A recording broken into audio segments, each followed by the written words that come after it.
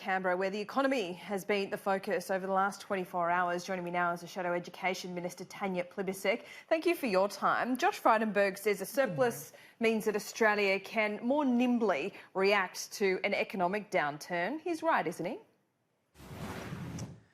Well, the surplus is a pretty slender surplus, and it's in the face of this government having doubled debt during its time in office. The information from the IMF is very concerning. We've seen the IMF and the OECD and the Reserve Bank and Deloitte Access Economics all downgrade Australia's expected growth. And of course, people sort of start to sometimes glaze over when you're talking about macroeconomics like that. But the real world impact of this is really concerning. And the first to feel it will be our unemployed young people.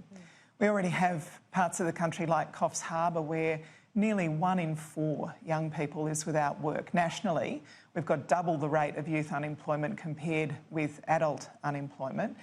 Places like Shepparton, Bendigo, outback Queensland all have very high rates of youth unemployment. And when you look at countries like Greece and Italy during the global financial crisis, they had 30, 40, 50% youth unemployment.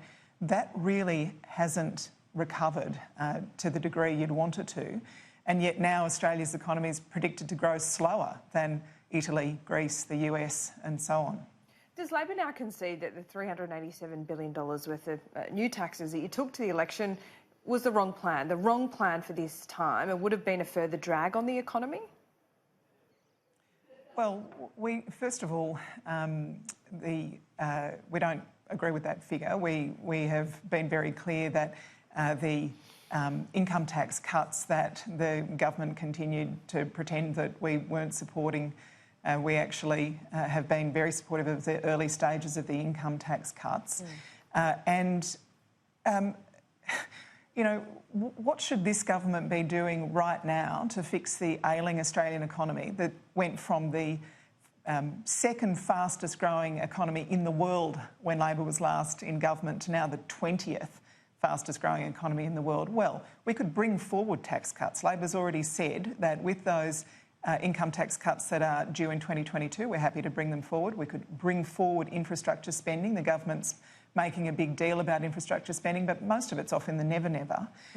We certainly need a wages policy. The fact that wages growth is the lowest on record, of course, has an impact on our economy, on aggregate demand, on consumer confidence.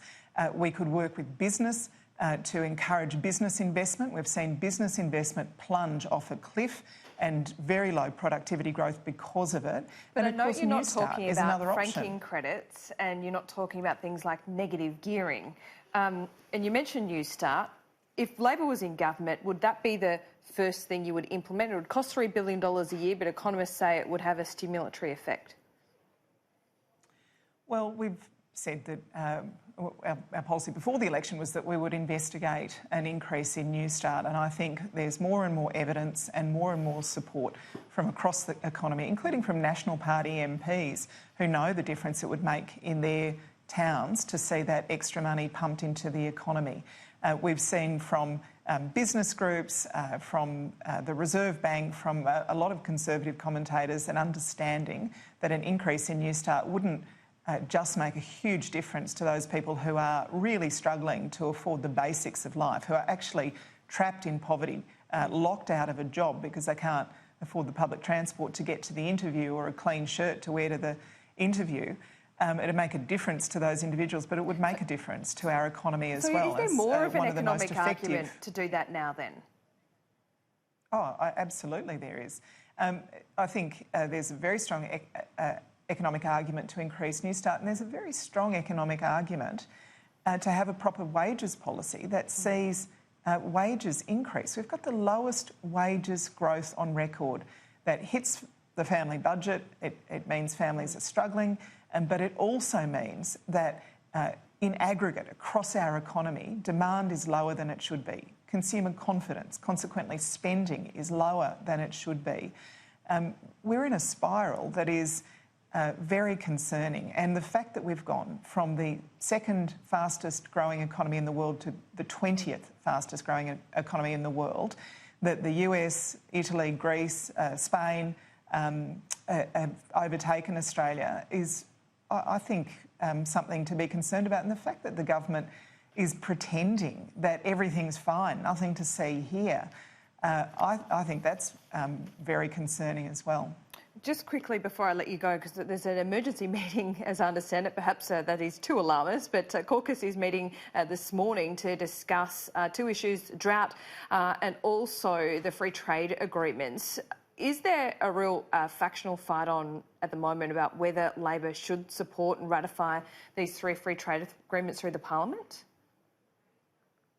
Well, people have different views about some of the details of this, but I'm not going to preempt anything that's being discussed in caucus.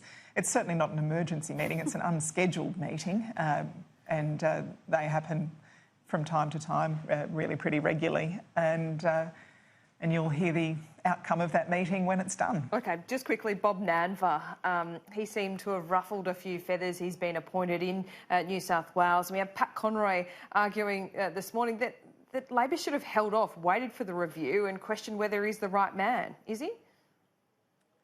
Well, he's been selected as the rights candidate for the position, and I think it's up to their faction to decide who their candidate is.